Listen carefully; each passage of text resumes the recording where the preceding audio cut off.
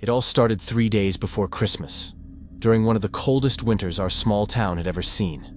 Snow blanketed every inch of the landscape, and the air had a sharp, icy bite. I was driving back to my childhood home for the holidays, excited to spend time with my family after a long year away.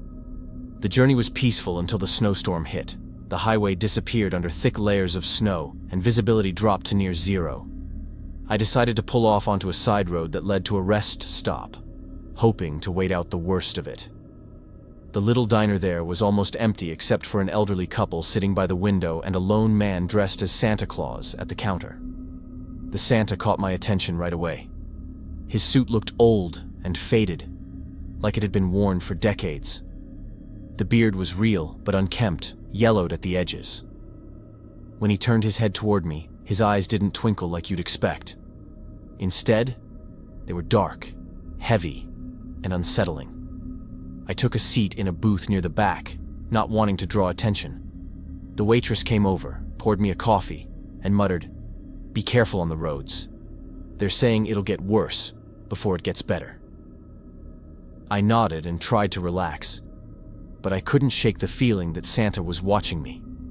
As I sipped my coffee, the man stood up, adjusted his suit, and walked toward the door. For a moment, I thought he was leaving, but he stopped, turned his head slightly, and muttered something under his breath. I couldn't make out the words, but the tone sent a chill down my spine. He walked outside into the snowstorm, and that should have been the end of it. But it wasn't. About 20 minutes later, I got back in my car to continue the drive. The storm had eased up a little, and I was eager to make it home. The roads were still treacherous, and my car's tires struggled against the thick snow. That's when I saw him again, the man in the Santa suit. He was standing on the side of the road waving at me. His hand was slow and deliberate, not the cheerful wave you'd expect from a Santa. Against my better judgment, I slowed down. I rolled down my window just enough to hear him. "Need a ride?" I called out. He didn't answer right away. Instead, he smiled. A smile that didn't reach his eyes. "It's a dangerous night to be out alone," he said, his voice deep and gravelly. "You should be careful." Something about the way he said it made my stomach twist. I nodded quickly and drove off, my heart pounding in my chest. For the next few miles, I kept glancing in my rearview mirror, half expecting to see him following me. The snow was falling harder again, and the visibility was awful, but the road was completely empty. Or so I thought. A few minutes later, my headlights caught a figure standing in the middle of the road. It was him. The same Santa, his suit now damp and clinging to his frame. I slammed on the brakes, the car skidding to a stop just a few feet away from him. He didn't move. He just stood there, staring at me with those same dark eyes. Panicked, I threw the car into reverse and backed up as quickly as I could. When I looked again, he was gone. I didn't know what to do. Turning around wasn't an option, so I gripped the wheel tightly and drove forward, scanning every inch of the road for any sign of him. The rest of the drive was a blur. By the time I reached my parents' house, I was shaking. My dad came out to help me with my bags, and I tried to act like everything was fine. I didn't want to ruin the holiday spirit with some crazy story. That night, I couldn't sleep. Every time I closed my eyes, I saw his face. Around 2 a.m., I got up to get a glass of water and noticed something strange. There were footprints in the snow outside the living room window. Large, heavy prints leading up to the house but not away from it. I woke my dad, and he grabbed a flashlight. Together, we searched the property, but there was no sign of anyone. The footprints stopped just outside the window. The next morning, I tried to convince myself it was all in my head, but the unease lingered. We went about our Christmas preparations, decorating the tree and baking cookies. By evening, I had almost convinced myself it was nothing. That's when the power went out. The house plunged into darkness, and the temperature dropped rapidly. My dad lit some candles, and we huddled in the living room, trying to stay warm. Then we heard it. a faint tapping sound coming from the front door. My dad went to check, but no one was there. The snow outside was untouched. We locked the doors and windows and tried to shake it off, but the tapping continued, now coming from different parts of the house. First the back door, then the kitchen window, then the living room. By midnight, the noises stopped, and the power came back on. We were relieved, but the sense of dread didn't leave me. The next morning, we found something chilling on the front porch. A single, old-fashioned Christmas bell, tarnished and rusted. None of us had ever seen it before. I don't know who or what that man in the Santa suit was, but I haven't spent Christmas in that house since.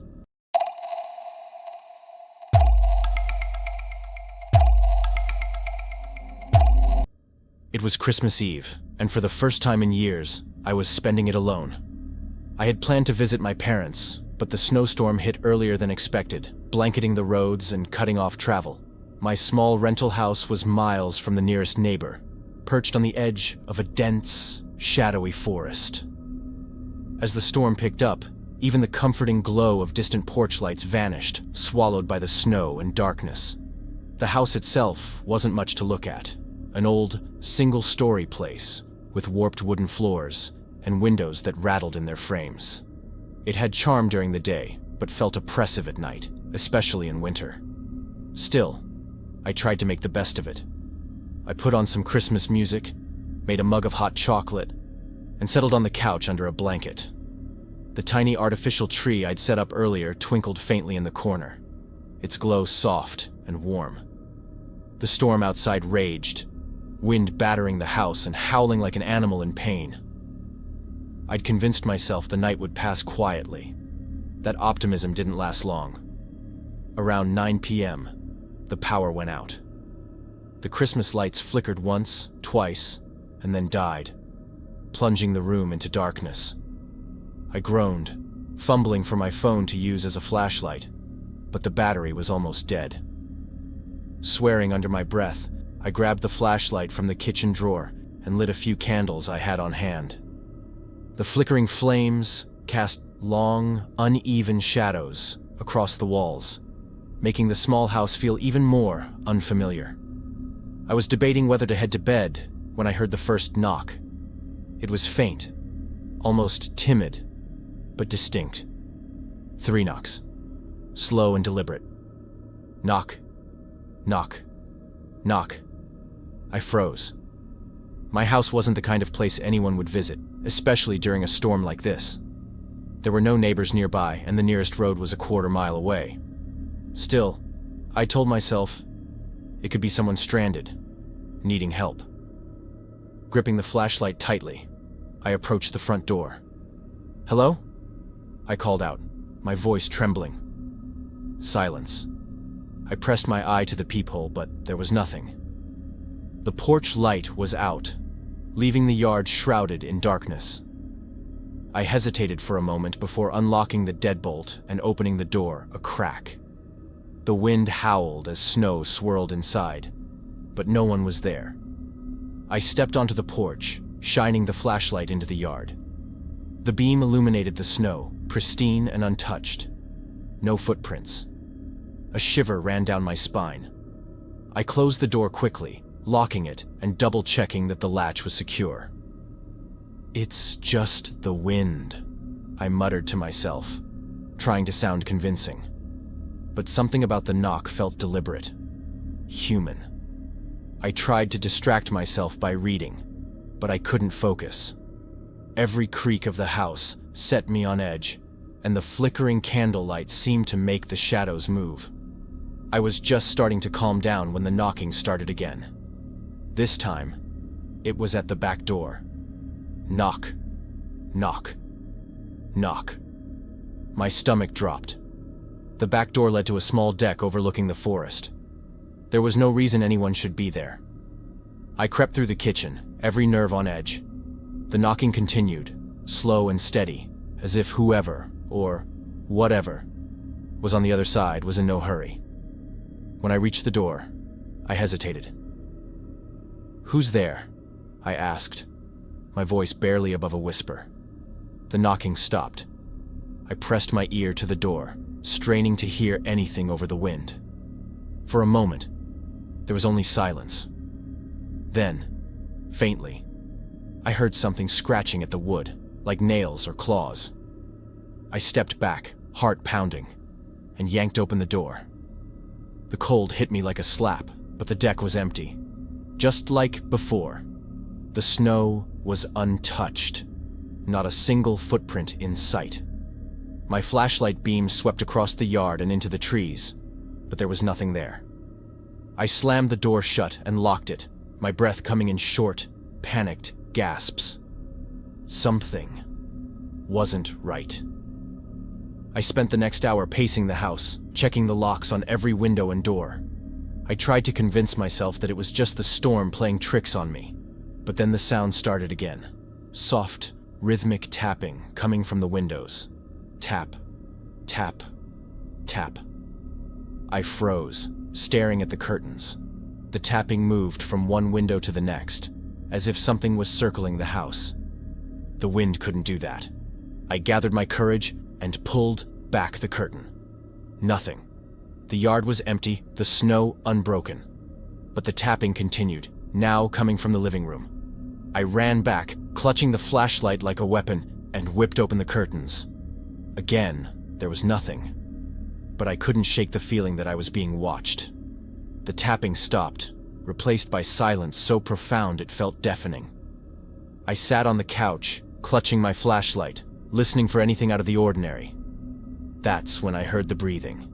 It was faint at first, barely audible over the wind, but it grew louder, closer. It was coming from inside the house. I turned slowly, the beam of my flashlight cutting through the darkness. The sound was coming from the hallway, where the shadows seemed thicker, heavier. "Who's there?" I whispered, my voice shaking. The breathing stopped, and then something stepped into the light. It was tall and thin, its body impossibly elongated, with limbs that bent at unnatural angles. Its skin was pale and stretched tight over its bones, and its face was a void, a smooth, featureless surface that seemed to drink in the light. I scrambled backward, knocking over a candle. The flame sputtered out, plunging the room into deeper darkness. The figure took a step toward me, its movements jerky and unnatural. I screamed, grabbing a heavy book from the coffee table and hurling it at the thing. The book passed through it, hitting the wall with a dull thud. I ran. I didn't stop to grab my coat or boots. I threw open the front door and bolted into the storm, the snow biting at my skin. I ran blindly through the drifts, my flashlight flickering as I stumbled onto the main road. Eventually, a snowplow driver found me, shaking and half frozen. He took me to the nearest town, where I spent the night in a motel. The next day, after the storm had cleared, I returned to the house with a friend to collect my belongings. The snow outside was untouched, just as it had been the night before. But inside, every window was etched with long, thin scratches, as if something had been trying to get in or out.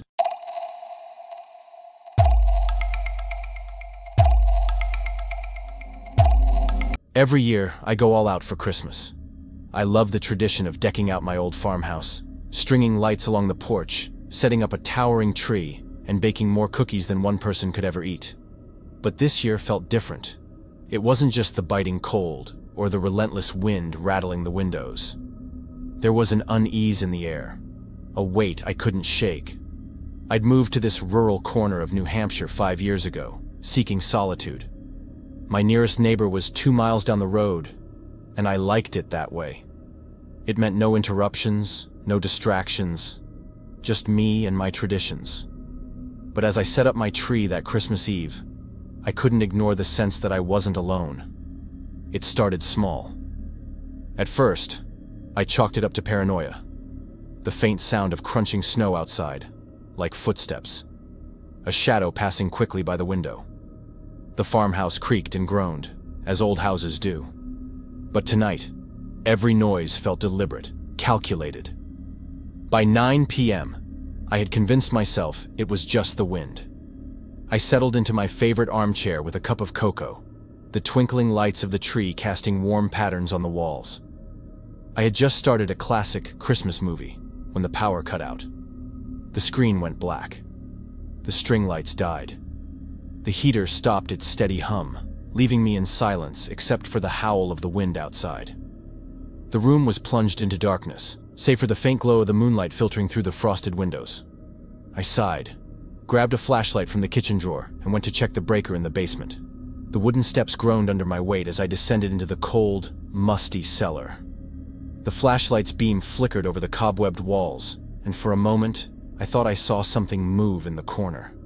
I froze, my breath visible in the frigid air, but the beam revealed nothing. The breaker was fine. No tripped switches. That didn't make sense. I climbed back upstairs, the uneasy feeling tightening in my chest. The house felt colder than before, almost unnaturally so. I grabbed my phone to call the electric company, but there was no signal. Not unusual out here during storms, but the weather hadn't been bad tonight. The wind had picked up, sure, but no snow or rain. Then came the knock. A single, deliberate knock at the front door. My heart leaped into my throat. No one ever visited, especially not on Christmas Eve. I hesitated, the flashlight trembling in my hand, before cautiously approaching the door. Through the peephole, I saw nothing. Just the snow-covered porch and the skeletal trees beyond. Another knock, louder this time. "Who's there?" I called, trying to keep my voice steady. No answer. I pressed my ear to the door, straining to hear over the wind. That's when I noticed the footprints. They weren't there earlier when I'd set up the lights. A trail of them led from the woods to my porch. The snow was fresh, but these prints were odd, large and misshapen, almost like they were dragging through the snow, rather than stepping cleanly. I locked the deadbolt and backed away from the door. My heart was racing now. Whoever, or whatever, was out there wasn't leaving anytime soon. The knocking stopped, replaced by a low, guttural scraping sound along the side of the house. It moved slowly, deliberately, circling. I followed the noise to the living room window, my breath fogging up the glass as I peered outside. At first, I saw nothing, just darkness and swirling snow. But then, a figure emerged. It was tall, impossibly tall. Its thin frame shrouded in tattered black fabric that fluttered in the wind. Its face, or what I assumed was its face, was hidden beneath a cracked porcelain mask with hollow, staring eyes. It stood motionless, staring directly at the window. At me. I stumbled backward, dropping the flashlight.